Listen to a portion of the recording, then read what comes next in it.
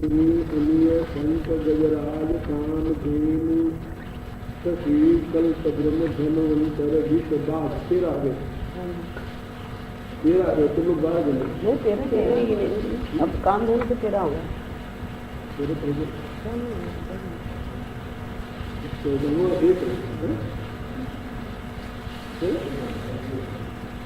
एक तो गंधर्व निकला था निकला थोड़ी है। देखो विचारों को देखो तो केवल मदिरा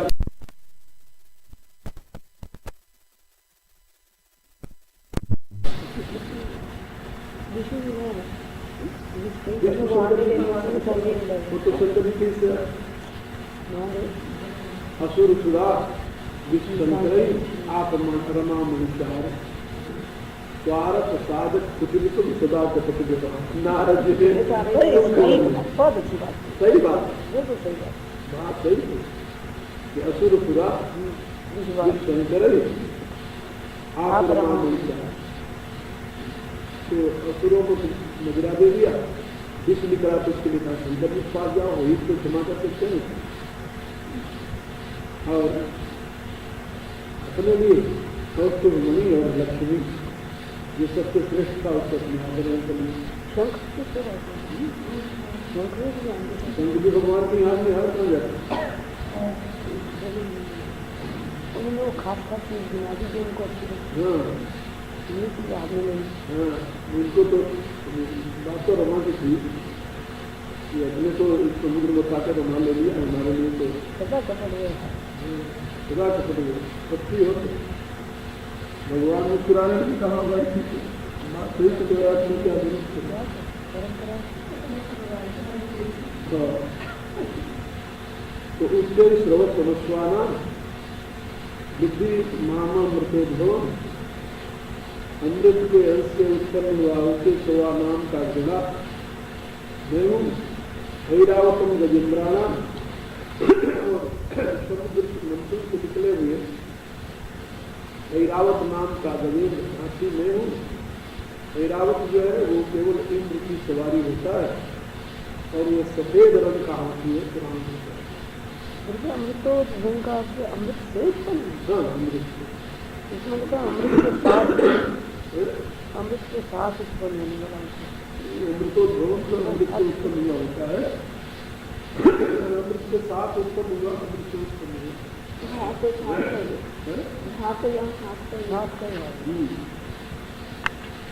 अमृतोद्भव अमृतोद्भव अमृत के साथ उत्पन्न हुआ अर्थ नहीं होता उससे ही होता अमृतोद्भव वो अमृत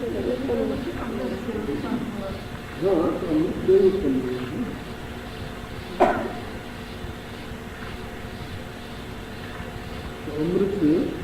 अमृत के साथ भी उत्पन्न हुआ जहाँ से सारे उत्पन्न हुए वहाँ अमृत के स्थान सबका है और नराणाम से नराधिपम मनुष्यों में राजा में ये जो अक्षर था नराणाम से नराधिपम ये भारत में राजा को भगवान के रूप में देखने के लिए और इसी का प्रचार किया कि राजा जो है भगवान का स्वरूप प्रत्यक्ष और बहुत माने में होता भी वेद में जहाँ राज्याभिषेक होता है राज्याभिषेक के मंत्र वेद में ब्राह्मण ग्रंथ ऐसे ब्राह्मण में है ऋग्वेद से जिन मंत्रों से राज्याभिषेक होता है उन मंत्रों में ये निहित है कि राजा जो है इसमें अष्टदशियों का निवास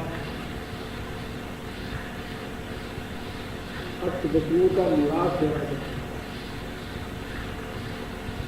और राजा में 33 कोटि 33 प्रकार के देवता हैं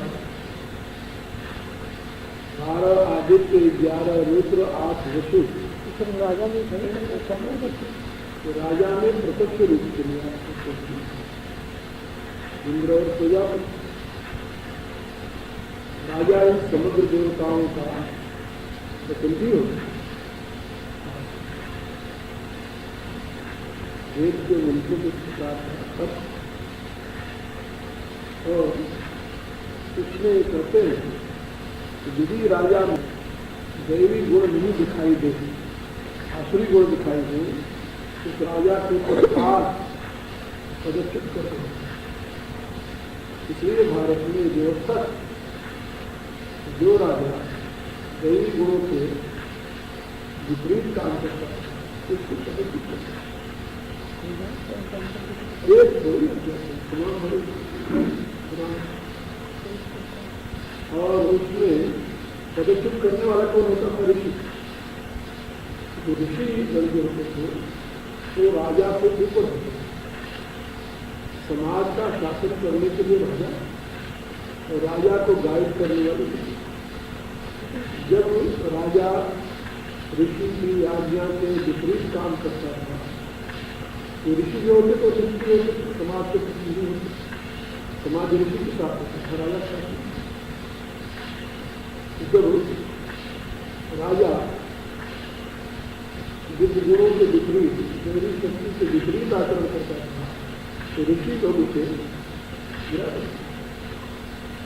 अनेकों राजाओं का साथ देवता के प्रत्यक्ष है तो उसको भी मार दे मंत्र से। और वेद को कोई संतान थी नहीं, लोक वेद से गुरु का अधर्म देने से उसके कोई संतान नहीं, क्या करे? तो राजा का भुजा क्या होता है? तो राजा के मंथन किया शरीर तो उसके भुजा से निकला स्त्री। सेना में से सिलेक्ट कर ली, सेना में सिलेक्ट किया, सेना में से एक व्यक्ति को सिलेक्ट किया, क्या नाम है, और फिर वो भारत का महान सम्राट और महान धर्मात्मा आ गया, क्योंकि वो उनका उत्तराधिकारी था, इसलिए उसका कुछ था।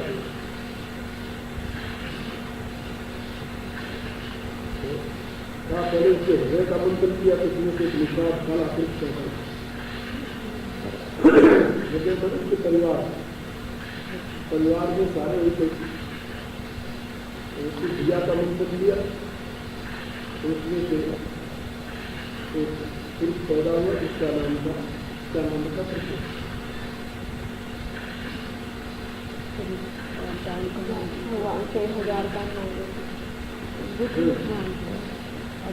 वो परमात्मा मेरे कहने से पड़ा ऐसी बार ऐसा पसंद है पुराणों में जिन राजाओं को ऋषियों ने प्रदर्शित कर कोई भी राजा जैसे दंडक नाम के राजा को शुक्राचार्य के लिए कर दिया नहीं, राजा के जैसे सारे जैसे बड़े परिवार है, विजा प्रजा है, सारे उसका सिंबल स्वामी अमात्य सुहृद कुशवास दुर्ग उसका जो हृदय है वो परिवार। उसकी बुद्धि जो है वो मंत्री स्वामी अमात्य, राजा के स्वयं स्वामी है और उसका अमात्य जो है बुद्धि है, व्यक्ति की बुद्धि है। स्वामी अमात्य सुहृद, परिवार जन सुहृद हृदय है और भुजा है सेना भुजा बाहु और बल है शरीर जो है राष्ट्रीय सीमा है।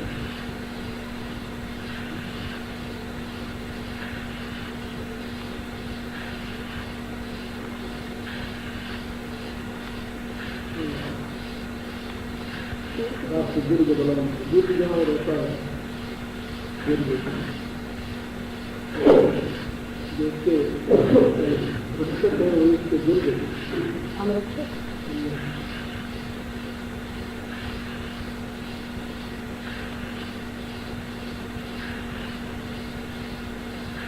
मंत्री उसके बुद्धि है, सेना उसका ध्वजा है, एक परिवार के लोग उसके गृह हैं, निरक्षर जो है उनके गिर गए, और कोष तो उसके घर में थे, सदगुण कोष होते हैं जिसकी रूप में वैसे कोष में गुप्त करने के गुप्त करने के लेख और काम उनकी देखा है।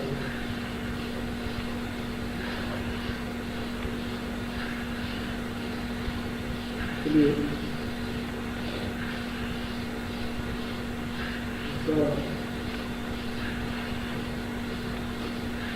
तो यहाँ पर राजा में सारे दैवी गुण निहित होने चाहिए। राजा का काम है रंजनाथ राजा, जो प्रजा को सुखी रखे, प्रजा का रंजन करे, रंजन माने प्रसन्न करे, प्रजा को प्रसन्न रखे वो राजा।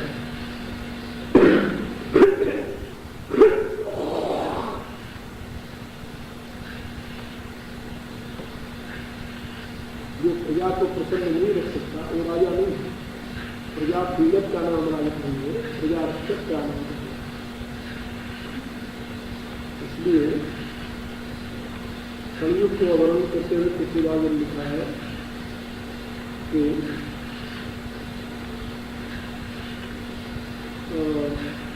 भूज सुख देशक भूप प्रजासन कोई मान अनुशासन। क्या क्या होता जानते हैं?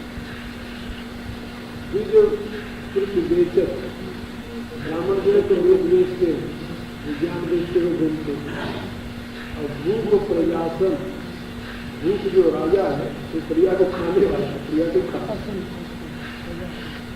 प्रजा का भक्षक। राजा जो है जो भक्षक होना चाहिए वो प्रजा का भक्षक है। तो जो सुख बेचक भूप प्रजासन, प्रजासन मन प्रजा खाने वाला, कोई मान निगम अनुसार, और कोई देव की आज्ञा मानने के लिए तैयार नहीं।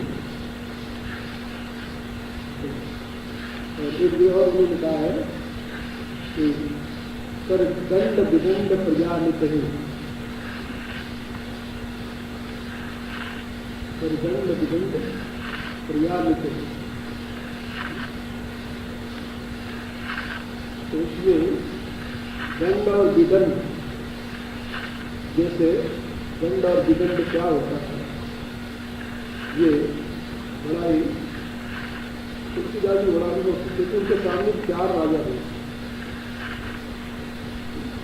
बाबर, हुमायूं, अकबर, जहां, 4 का मिलने का राज्य। बाबर का देखा, हुमायूं का देखा, अकबर का देखा, जहांगीर के राज्य में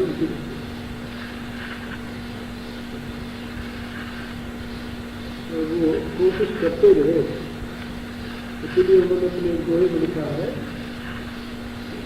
गोड़ गवार नृपाल सब यौन महामहिपाल, सामन दामन भेद कर केवल दंड करा। तो कहते हैं इस समय गोड़ गंवार नेपाल ये छोटी छोटी जाति के लोग जो उनको इसलिए राजा बना रखा था, नवाब जिसे कहते थे। और यौन महामहिपाल, और यौन जो है वो महामहिपाल बना रहे, सम्राट बना रहे।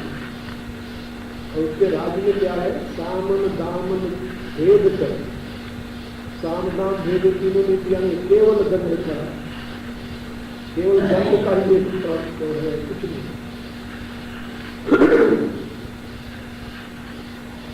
वो अकबर के राज्य में, पूरे राज्य में रहे, और जहांगीर के राज्य में रहे, और हुमायूं का और बाबर का भी लिखा है। जो लोग अकबर महान लिखते हैं मूर्खों को समझ लेना चाहिए। तुलसीदास जी जहाँ भी कहीं राजा की बात लिखी है वहाँ पर केवल राक्षस का ही उदाहरण दिया। यदि कोई अच्छा राजा होता तो उसकी बात जरूर उसकी जरूर उसका वर्णन करते संकेत करते। उन्होंने यौन महामणिपाल के विषय साथ लिखा है केवल दंड करा, केवल करार दंड के दल पर होता है। लेकिन ये तो मुसलमान जो है तो अपने लेखकों से हमेशा अपनी महिमा लिखवाते रहे। उनके साथ में मतलब तो इतिहास लेकर तो अपनी महिमा लिखवाते हैं, जो उनके मन में आए लिखवा दिए, कोई सीखने वाला नहीं। तो ये तो यहाँ पर नराणाम के नराधिकम, और उस समय के लोगों ने इतना प्रचार किया कि राजा में देवता का निवास होता, भगवान का स्वरूप है। तो लोग मंगलों के दर्शन करने आते, हजारों की तादाद में लोग झरोखा दर्शन हो जाता, जिसमें राजा केवल आकर खड़ा हो जाता था। लोग देख कर चले जाते थे, तृप्त हो जाते थे, क्या भगवान की जितना हाँ व्यक्ति के भी।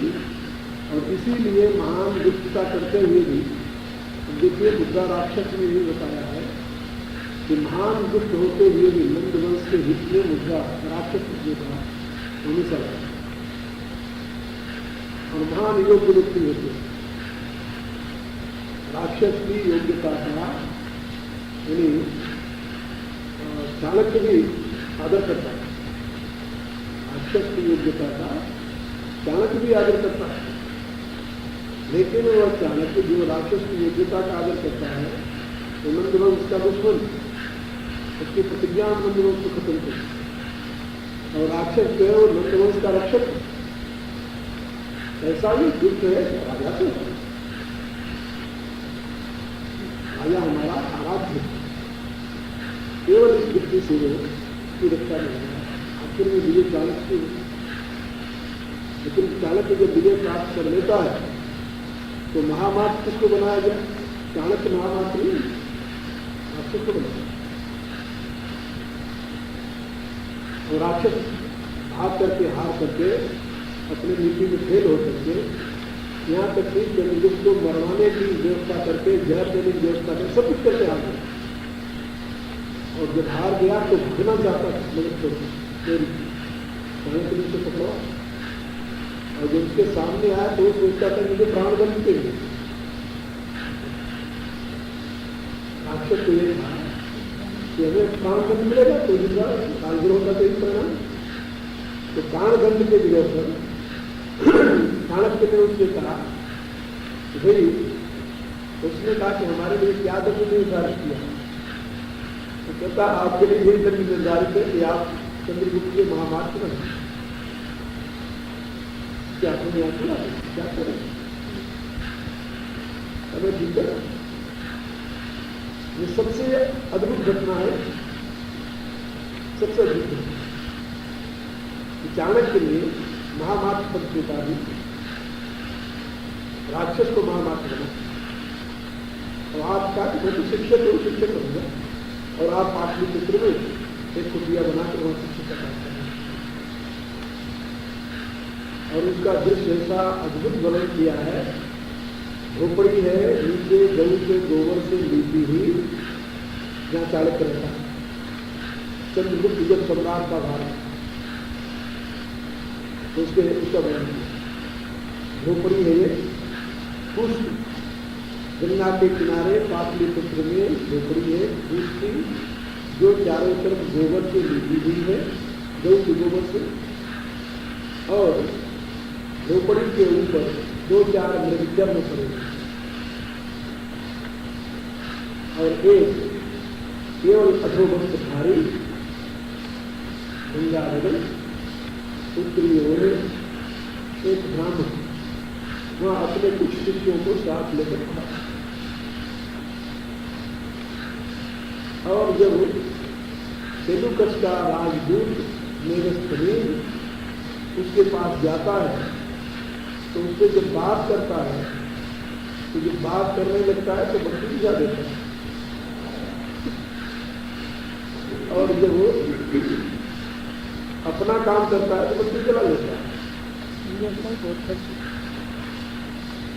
वो पूछता है इसका रहस्य क्या है? वो कहता है कि ये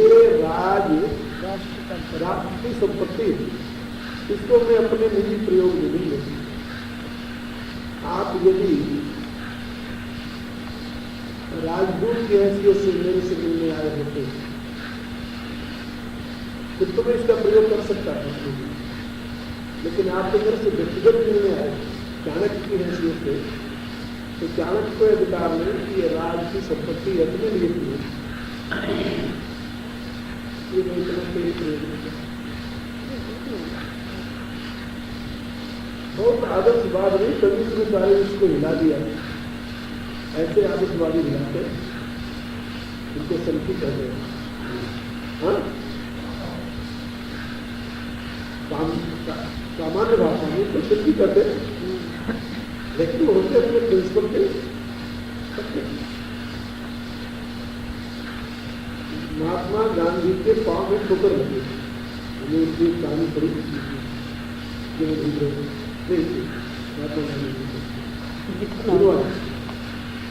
विनोआ जी के पांव में ठोकर घूमरा जी के भूदान। तो ये एक लड़की उनके साथ रहती थी, जो उनकी संभाल करती थी, तो कभी तो देश पाल वो उनकी संभाल करती थी। तो उन्होंने 2 पट्टियां रखी थी जहाँ ठोकर लगी थी, उसमें रात और पानी डालते, 2 पट्टी थी रात पानी। तो एक पट्टी उन्होंने बांध रखी थी।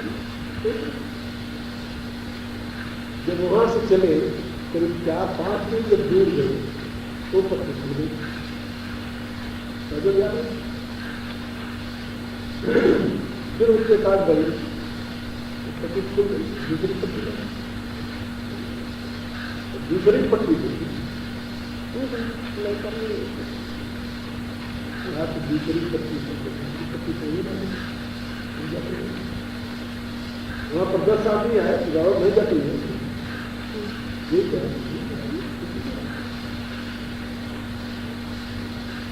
वो लड़की 5 मील गर्मी के धूप के दिनों में, जेठ का महीना, 5 मील पैदल चल करके गई, वहां से पट्टी लिया, 5 मील पैदल आए। सवारी भी थी, पैदल जाएगी, पैदल जाएगी। 5 मील पैदल गई, 5 मील पैदल आई, और वही पट्टी ला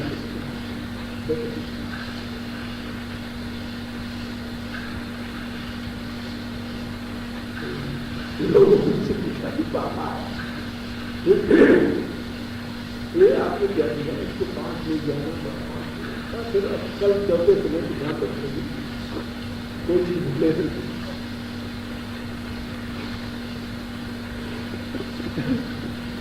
कहा तो दूसरी पट्टी ले लेते। कहा मेरे हिस्से भारत में जितना वक्त बनता है मेरे हिस्से इससे ज्यादा नहीं होता, इससे ज्यादा मेरे वक्त बनता है। तो उन्होंने पूरा हिसाब लगाया था कि भारत में जो वक्त बनता है तो मेरे हिस्से कितना है, जितना उनके हिस्से वक्त रहता था उतने वक्त अपने पास लेते कितने मजाक नहीं, उससे 1 पट्टी भी ज्यादा है हमारे हिस्से का ही नहीं। मैंने विनोआ जी के साथ रह करके ये अनुभव किया, मेरा अपना अनुभव। मैंने लिखा था 15 नाम के पत्रिका में, गांधी नहीं विनोआ, और मेरा बहुत अच्छा लेख था गांधी नहीं विनोआ। और मेरा यह कहना था कि विनोआ ऐसा संत इस समय पृथ्वी पर नहीं, गांधी संत थे कि नहीं, ऐसा विद्वान, ऐसा सरल और ऐसे तपस्वी और ऐसे व्रती और ऐसे निष्ठावान हमने दूसरा नहीं। और मेरे सामने की बात है, उनके एक आश्रम में यूरोप से लोग आए थे, 15 तो उनका जो मैनेजर था उसने मुझे पत्र लिखा तो स्वामी जी हमारे पास यूरोप के लोग आ रहे हैं, यहाँ रहेंगे हमारे पास, और वो आ रहे हैं सांस्कृतिक टूर पर।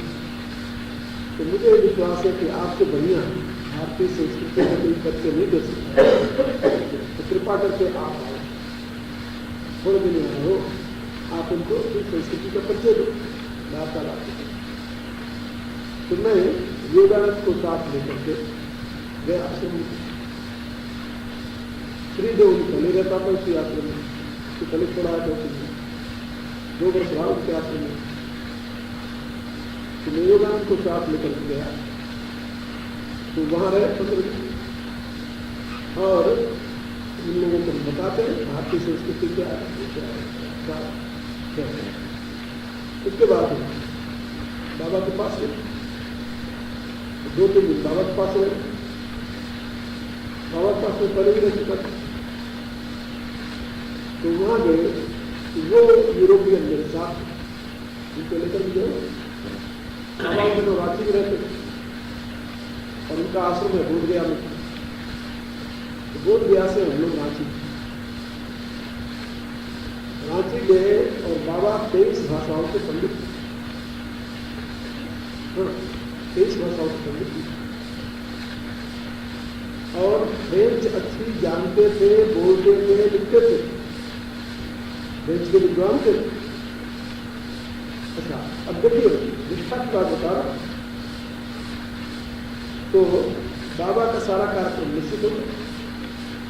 अच्छा, स्मृति उनकी इतनी थी, एक बार कोई मिल गया तो नाम भी उनकी याद रखते थे, काम भी याद रखते थे। तो हम बैठे थे, अब वो फ्रेंच लोग थे जो आए उनके पास बात करने के लिए। तो बाबा के पास जो बैठे हुए थे उनके सेक्रेटरी, अपने सेक्रेटरी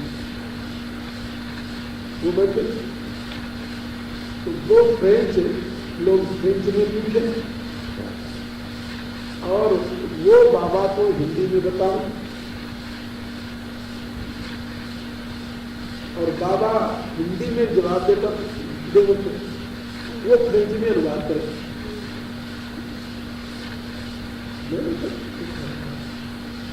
देखो अपने मन की बात हमें लगा कि बाबा की जीवन मैंने पढ़ी है, मतलब तो कई भाषाएं जानते हैं, फ्रेंच के पंडित हैं, तो फ्रेंच में बोल रहे हैं कि क्यों नहीं उनको उत्तर देते जाए। अभी मैं सोच ही रहा था, मैं तो मैं बाबा से बात में पूछूंगा कि आपने फ्रेंच में क्यों नहीं उत्तर दिया। बात बड़े प्यास कर, बड़े स्नेह से, इतने लाड़ से प्यार कर बात करते थे, किसी से बात करें बहुत प्यार, ये लगता था जैसे अपने ही। तो अब उनको एक फ्रेंच में पूछ लिया, फ्रांसीसी ने कि बाबा ने सुना है कि आपको फ्रेंच चाहिए, तो आप उनसे डायरेक्ट बात क्यों नहीं करते, आप हिंदी में क्यों करते हैं और क्यों नहीं फ्रेंच में करते। तो उन्होंने उसे उत्तर क्या दिया, कहा कि तुम हिंदुस्तान है, तुम हिंदुस्तान है, हिंदुस्तान की संस्कृति की सभ्यता की जानकारी थी। ये उसे डायरेक्ट नहीं कहा, अपने उससे कहा उसी सिगरेटी से, आप ऐसे हिंदी में सिगरेटी से कहा, जब फ्रेंच जानना नहीं था तो क्या कह रहा हमें कुछ पता नहीं, लेकिन बाबा को उत्तर मैंने सुना। तो उन्होंने कहा कि तुम हिंदुस्तान और मैं हिंदुस्तान में बैठा हूं, हम जब कभी फ्रांस आएंगे तो तुम्हारे साथ फ्रेंच नहीं बात, अगर तुम हिंदुस्तान में हो, हम हिंदुस्तान में बैठे हैं, इसलिए हम हिंदुस्तान में आ सकते।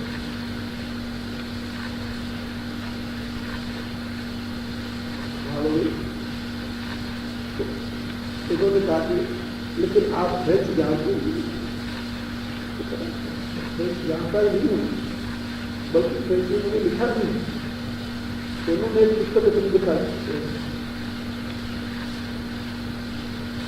तो उसने कहा कि आप हम लोगों के लिए अपना संदेश क्या है? तो उन्होंने कहा कि मेरा संदेश तो तुम्हारे देश का एक पॉलिटिक्स का है।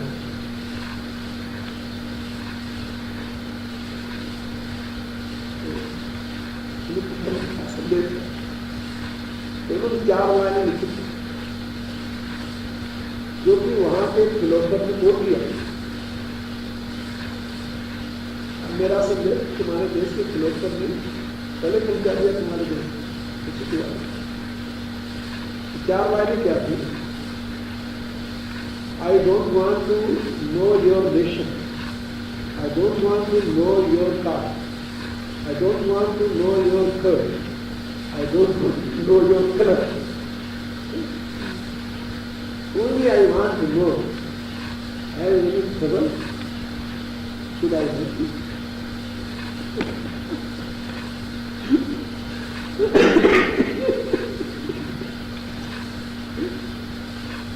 ये बाबा ने ताकि मैं तुम्हें क्यों नहीं जानता हूं। I want to know. Have you any trouble? Should I help you? तो ये उनकी बातें मैंने सुनी तो अच्छे लिखा और उनसे किसी से कुछ लेना नहीं। मुख्य थे भारत और भारत की राजनीति से बहुत इंदिरा गांधी का शासन था। बहुत मेरे सामने नाम है। कहाँ मिलेगा? हम 2 जगह रहते थे। बिहार में रहे 2 जगह। एक बार कुछ बिहार में है तो बिहार शरीफ और एक बार अच्छी